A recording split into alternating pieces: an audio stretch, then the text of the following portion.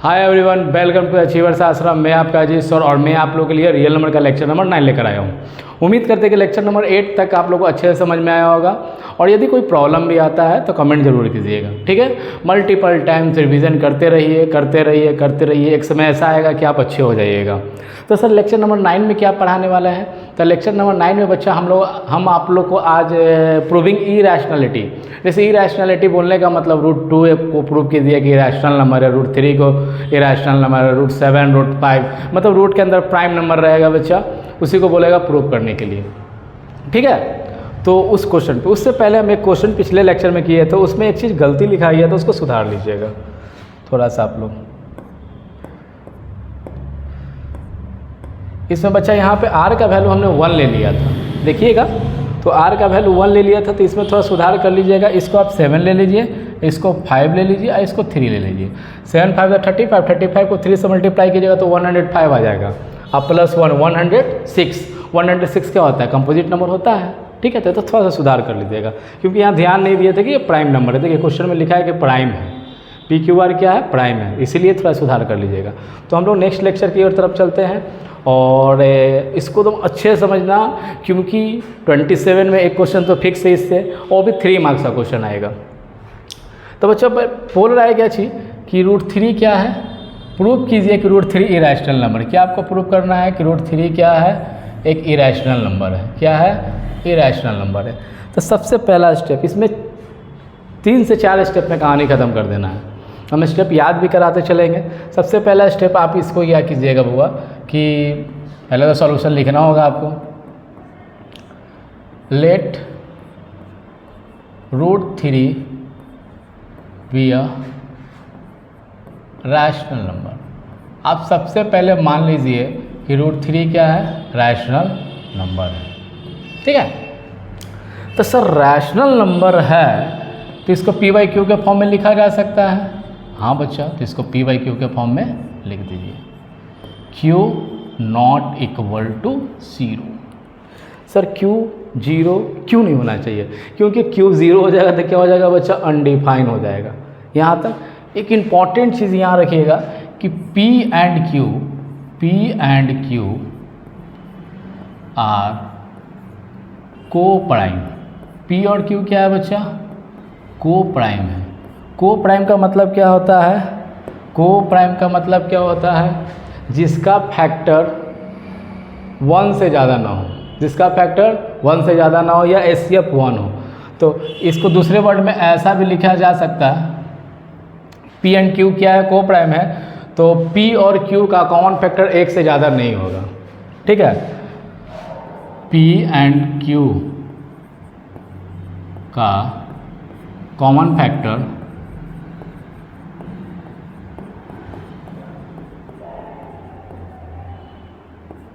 1 होगा। क्या होगा बच्चा? 1 होगा, ठीक है। ऐसा भी लिखा रहेगा। तो P एंड Q आर को प्राइम का मतलब समझ में आ गया। तो सबसे पहले ये क्वेश्चन रहेगा, तो सबसे पहले उसको मान लीजिएगा। प्रूव करना है आपको इरैशनल। क्या प्रूव करना है? इरैशनल। लेकिन आप एज्यूम कर लीजिएगा कि रैशनल है। रैशनल है तो इसको p/q के फॉर्म में लिखा जा सकता है और q ≠ 0 और p और q क्या होना चाहिए? को प्राइम। ये जो लिखना आपको बहुत ज़रूरी है। तो बच्चा आप लोग सबसे पहले काम किया रैशनल, इसको p/q के। सर तब p/q के फॉर्म में लिख दिया, p और q क्यों को प्राइम है तो सर इसका फैक्टर तो 1 है, 1 से ही डिवाइड होगा। तो हमने यहाँ कसम क्या खाया कि p और q केवल 1 से ही डिविजिबल है और किसी से डिविजिबल नहीं है, ठीक है। अब बच्चा यहाँ क्या आगे चलते हैं थोड़ा सा स्टेप बाय स्टेप। पहला काम क्या कीजिएगा? यही लिखना है कि √2 क्या है? √3 क्या है? रैशनल नंबर है तो p/q के फॉर्म में लिखा जा सकता है और p और q क्या है? को प्राइम, ठीक। यहाँ तक तो समझ में आ गया। मतलब कसम खाए हैं कि p और q क्या है? 1 से डिवाइड होगा और किसी से डिवाइड नहीं होगा। क्लियर है? अब बच्चा SBS squaring both side, squaring both sides. Squaring both sides को वो हम शॉर्ट में लिखेंगे SBS। आगे लिखेंगे तो समझ जाइएगा। तो √3 का स्क्वायर किया बच्चा, इधर क्या आ गया? p² q²। √3 का स्क्वायर कितना होता है? 3 होता है। हाँ सर, आई क्या आ गया? p² q²। Q square multiply में जाएगा यहाँ से, तो पी स्क्वायर बराबर कितना आ गया बच्चों 3q स्क्वायर। अब यहाँ से थोड़ा समझदारी से समझना है बच्चा, अपने मन में 2-3 बार बोलिएगा कि जो पी स्क्वायर जो है, ये पी स्क्वायर जो है किसके बराबर है 3q स्क्वायर के बराबर है। पी स्क्वायर किसके बराबर है 3q स्क्वायर के बराबर है। पी स्क्वायर किसके बराबर है 3q स्क्वायर के बराबर है। तो पी स्क्वायर 3q स्क्वायर के बराबर है, मतलब q स्क्वायर में यदि 3 से मल्टीप्लाई किए हैं तो पी स्क्वायर के बराबर है। फिर से सुनिएगा, q स्क्वायर में 3 से मल्टीप्लाई किए हैं तो पी स्क्वायर के बराबर होगा। मतलब यहाँ बच्चा, यहाँ पे क्या होगा, देखिए फिर से 3q स्क्वायर में 3 से मल्टीप्लाई किए, q स्क्वायर में 3 से मल्टीप्लाई किए तो पी स्क्वायर है। तो पी स्क्वायर किसके बराबर है 3 इंटू क्यू स्क्वायर के बराबर है। ठीक है, तो 3 क्या करेगा 3 डिवाइड्स पी स्क्वायर, क्योंकि पी स्क्वायर किसके बराबर है 3q स्क्वायर का, मतलब q स्क्वायर में कुछ मल्टीप्लाई किए 3 तो पी स्क्वायर आया है। ठीक है, तो 3 क्या किया पी स्क्वायर को डिवाइड किया। तो एक मतलब ये समझिएगा कि यदि 3 जो है किसी को डिवाइड कर रहा है, किसको डिवाइड कर रहा है, मान लेते हैं 3 के स्क्वायर को डिवाइड कर रहा है। 3 का स्क्वायर कितना होता है 9, तब 3 को भी डिवाइड करेगा। मान लेते हैं 5 है हुआ, 5 के स्क्वायर को डिवाइड कर रहा है, तो 5 का स्क्वायर कितना होता है 25, 5 से डिवाइड हो जाएगा। तो 5 जो है 5 को भी डिवाइड करेगा। इस तरीके से समझिए। तो यहाँ पे आया बच्चा कि 3 किसको डिवाइड कर रहा है पी स्क्वायर के, देन 3 ऑल्सो डिवाइड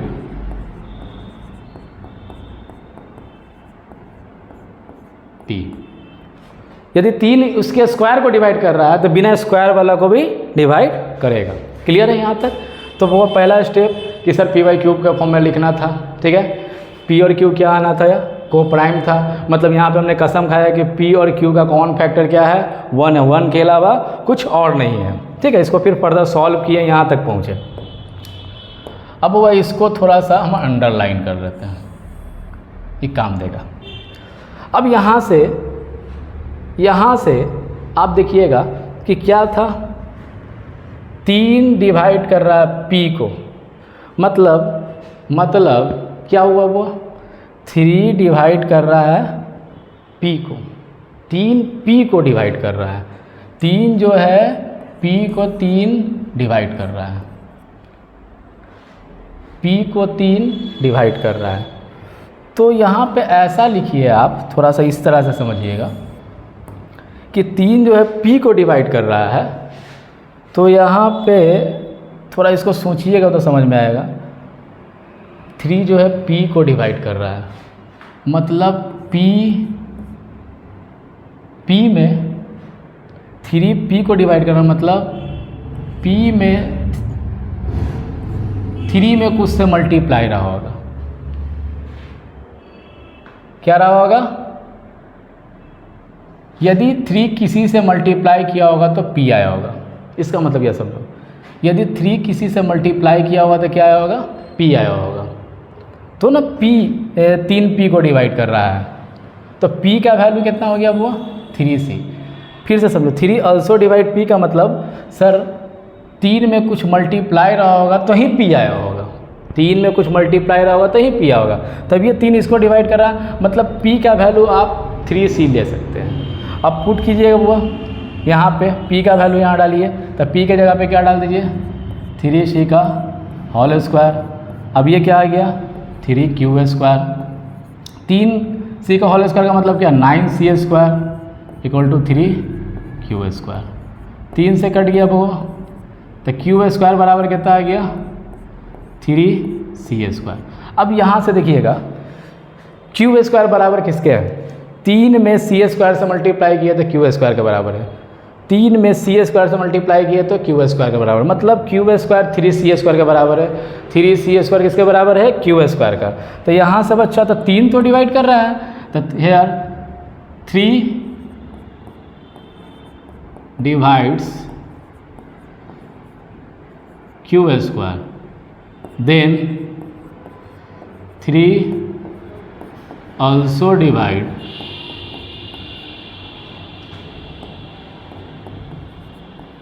क्यू, क्योंकि स्क्वायर को डिवाइड करेगा। अभी बताए थे कि मान लेते हैं कि 5 है, 5 के स्क्वायर को डिवाइड कर रहा है, 5 का स्क्वायर 25 को डिवाइड करेगा तब 5 को भी डिवाइड करेगा, मतलब 3 स्क्वायर को डिवाइड कर रहा है तो 3 को भी डिवाइड करेगा। ठीक है बच्चों, यहाँ से एक चीज़ और आया। अब यहाँ से देखिएगा थोड़ा देर के लिए, ये दोनों ब्रैकेट से इसको मान लेते हैं थोड़ा देर फर्स्ट और इसको मान लेते हैं सेकेंड। अब दोनों से देखिएगा कि हमने कसम क्या खाया था कि सर P और Q किससे डिवाइड है, 1 से डिवाइड है। अब यहाँ पे क्या ले हैं, P 3 से भी डिवाइड है और P 3 से डिवाइड है और Q भी 3 से डिवाइड है, तो 3 एक अलग फैक्टर आ गया 1 के अलावा। तो लिखेंगे सिंस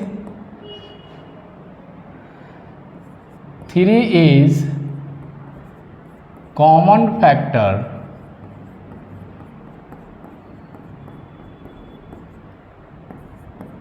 अदर देन 1,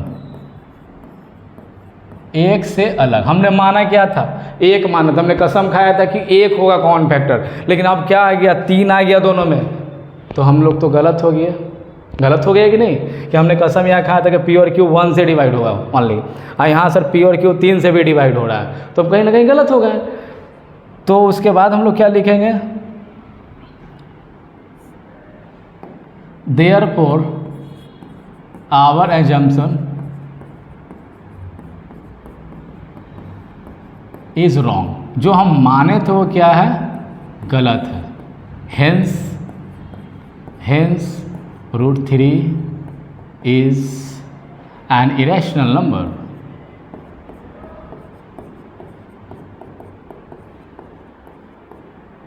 ठीक है, इस तरीके से प्रूव कीजिएगा, 3 मार्क्स कंप्लीट मिलेगा। फिर से समझा देते एक छोटा सा सूरत। सबसे पहला स्टेप में कि आप √3 को मान लीजिएगा बच्चा रैशनल नंबर सर मान लिए तो P/Q के फॉर्म में लिख सकते हैं, हाँ लिख सकते हैं। तो P/Q के फॉर्म में लिखे, P एंड Q क्या है, को प्राइम का मतलब क्या होता है कि ये 1 से डिवाइड होगा सर, खाली 1 से डिवाइड होगा, किसी से नहीं डिवाइड होगा। स्क्वायरिंग बोथ साइड्स से किए तो वह P² 3Q² के बराबर आया। मतलब क्या हुआ, Q² में 3 से मल्टीप्लाई किया तो P² के बराबर। इसका मतलब क्या होता है, Q² में 3 से मल्टीप्लाई किया तो P²। बोलो 4 बार, P² किसके बराबर है, 3Q² के बराबर है। मतलब 3 डिवाइड्स कर रहा है P² को, और यदि 3 P² को डिवाइड कर रहा है तो 3 क्या आएगा, P को भी डिवाइड करेगा। इससे पहले हम बता चुके हैं। अब यहाँ क्या आया कि 3 डिवाइड कर रहा है P को, 3 डिवाइड कर रहा है P को, मतलब 3 में सर कुछ मल्टीप्लाई होगा तब ये P के बराबर आएगा, तभी ये 3 से डिवाइड होगा। फिर से समझिएगा, 3 P को डिवाइड कर रहा है, 3 सर P को डिवाइड कर रहा है, मतलब P किसके बराबर हो, 3 इंटू समथिंग होगा, हो सकता है, तब ये डिवाइड होगा। तो P बराबर 3C। अब P के वैल्यू हम 3C पुट कर दिए तो 3C का होल स्क्वायर कितना हो गया, 9C²। इधर क्या हो गया, 9C², इधर हो गया 3Q²। अब 9C² का वो 3 से काट दिया 9 को, तो 3 3 जा 9, 3C²। इधर क्या हो गया, Q², मतलब Q² 3C के बराबर आ गया। Q² किसके बराबर आ गया, 3C² के बराबर। Q² किसके बराबर आ गया, Q² जो है 3C के बराबर आ गया। अब देखिएगा, अब 3 जो है वो Q² 3C² के बराबर था। Q² किसके बराबर था, 3C² का। तो 3 डिवाइड्स Q², तो देन 3 ऑल्सो डिवाइड्स Q। यहाँ तक क्लियर हो गया। अब फर्स्ट एंड सेकेंड से हम लोग देखते हैं कि 3 is common factor other than 1। 3 क्या है, वो कॉमन फैक्टर है अदर देन 1, किसका, ऑफ P एंड Q का, P एंड Q का। सर P और Q का तो 1 हम माने थे, लेकिन अदर देन 1 है।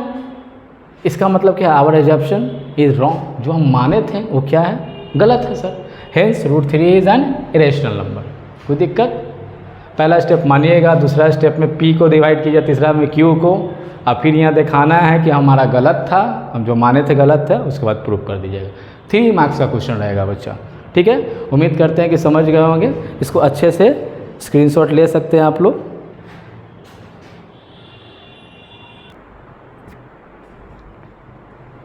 स्क्रीनशॉट ले लिए बच्चा, तो हम लोग आगे की ओर चलते हैं।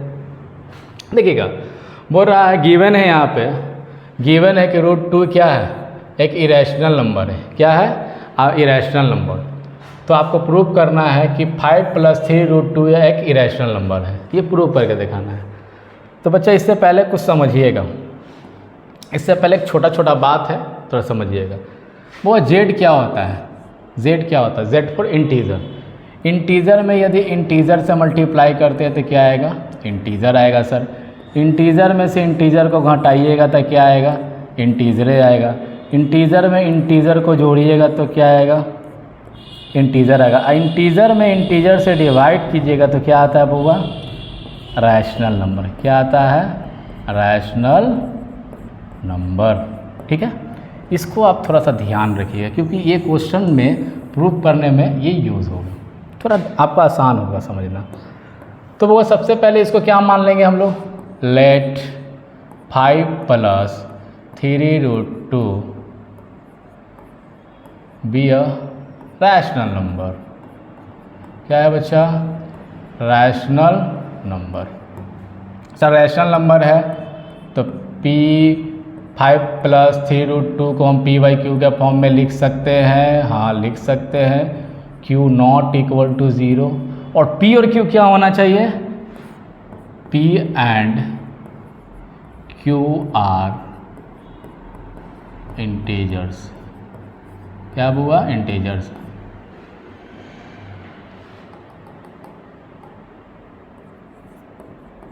क्या है, इंटीजर्स है।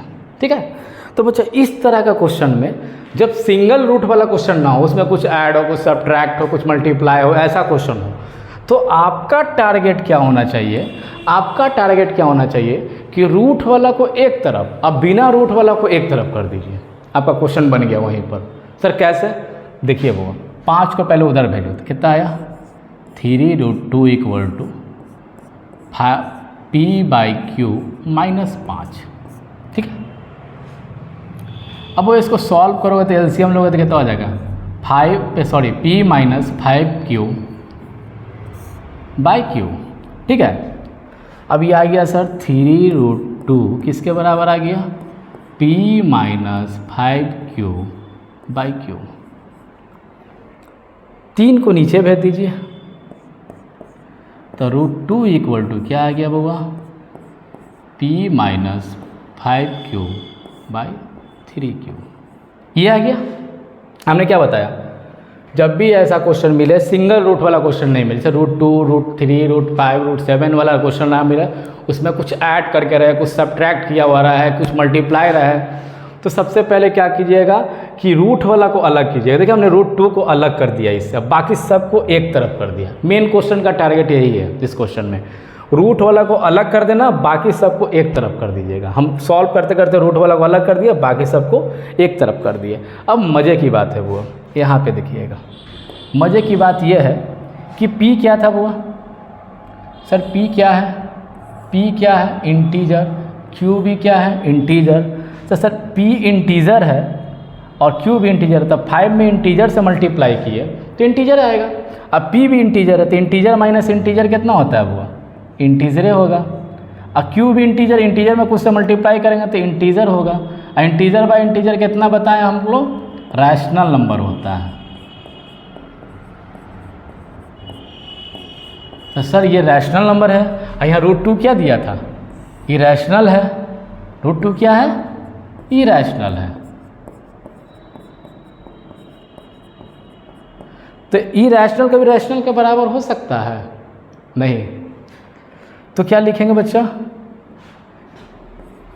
इट इज नॉट पॉसिबल, ये पॉसिबल नहीं है, ये पॉसिबल नहीं है। Therefore our assumption is wrong. क्या है बच्चा, मेरा माना हुआ गलत है। Hence 5 + 3√2 is an irrational. ये क्या है बच्चा, इरैशनल है। क्लियर है। तो इस क्वेश्चन में बउआ जिसमें सिंगल रूट नहीं रहेगा, कुछ में ऐड करके, कुछ सब्ट्रैक्ट करके या कुछ मल्टीप्लाई करके रहेगा, तो इसमें टारगेट यह रखिएगा कि सिंगल रूट को अलग कीजिए, रूट को अलग कीजिए, बाकी सबको एक तरफ कीजिए, बस एक इजी में बन जाएगा। तो भी एग्जाम में 2 मार्क्स 3 मार्क्स में पूछते रहता है, इसको अच्छे से स्क्रीनशॉट ले लीजिए आप लोग।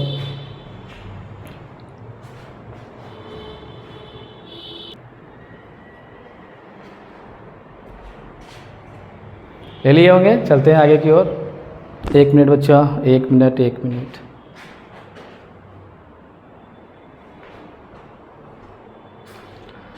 अब बोल रहा है प्रूव कीजिए कि ये क्या है, इरेशनल नंबर है।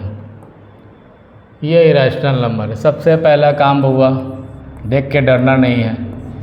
Let √2 plus √3 be a rational. क्या है, आपने इसको रैशनल माना। सर रैशनल है तो p/q के फॉर्म में लिखा जा सकता है, दम लिखा जा सकता है। लिखिए आप भी, 2 plus √3 equal to p/q। q 0 नहीं होना चाहिए।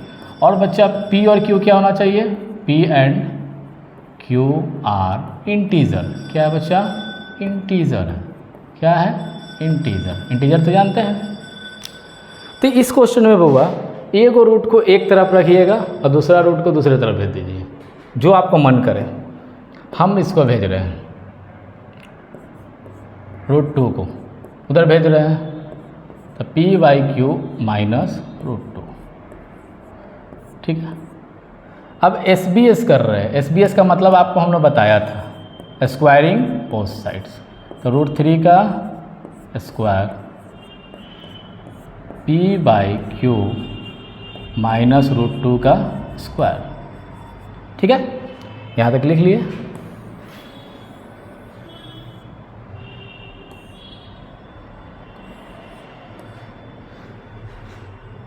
अब वो इसको सॉल्व करते हैं हम लोग। पहले हम लोग सॉल्व करते हैं सर।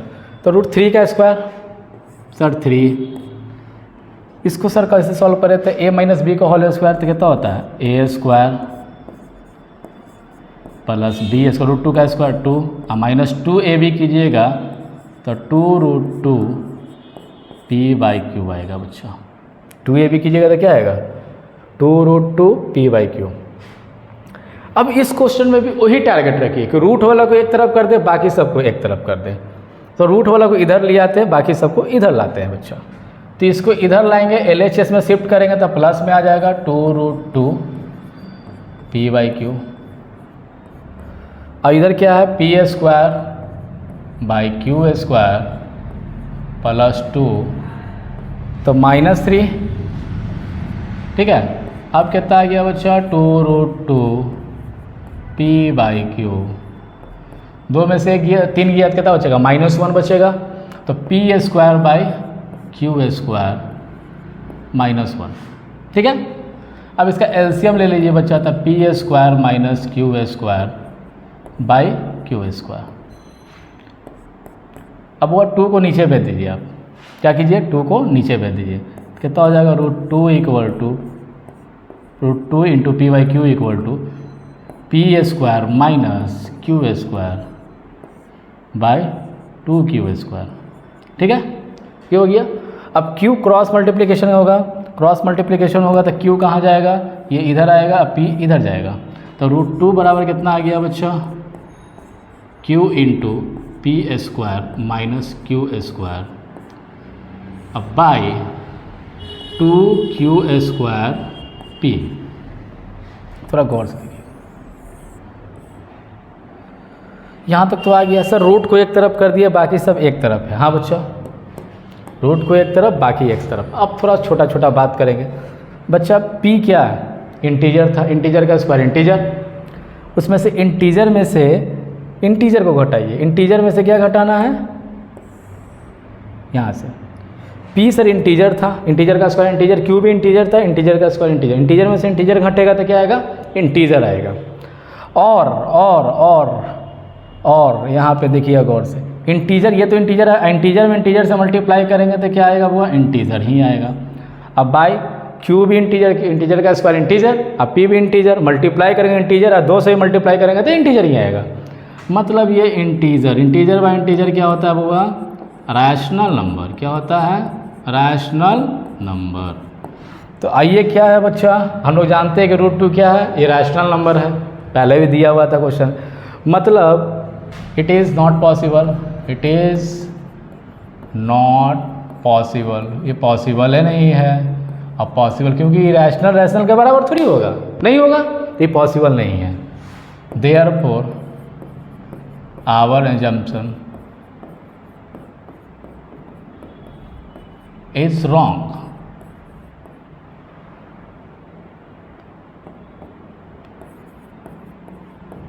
क्या है बच्चा?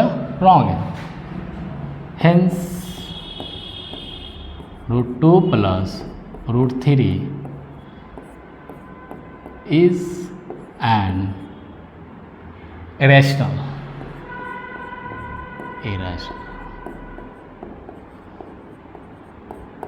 ठीक है. तो उम्मीद करते होंगे बच्चे को आप लोगों को अच्छे से समझ में आया होगा. और जहाँ दिक्कत आए तो कमेंट करना, फिर से इसको बताया जाएगा. आपको टेंशन नहीं लेना है, लेकिन आपको बार बार रिवीजन करना है. ठीक है. और ये क्वेश्चन एग्जाम में आएगा ही आएगा. ठीक है. तो थैंक्स फॉर टुडे. और एक बात और याद रखिएगा, हम लोग नेक्स्ट लेक्चर में बबुआ फंडामेंटल कॉन्सेप्ट ऑफ अर्थमेटिक के बारे में पढ़ेंगे. वहाँ से भी क्वेश्चन आता है. और बाकी कुछ बचा नहीं है. अब कंटिन्यू तो आप लोगों को बोले थे कि वीडियो आप लोग को मिलेगा, तो जल्द से जल्द कंप्लीट करने का कोर्स कंप्लीट करने का कोशिश किया जा रहा है. ठीक है. तो अच्छे से लिख लीजिए. Thanks for today. मिलते हैं नेक्स्ट लेक्चर में. Bye bye. टाटा.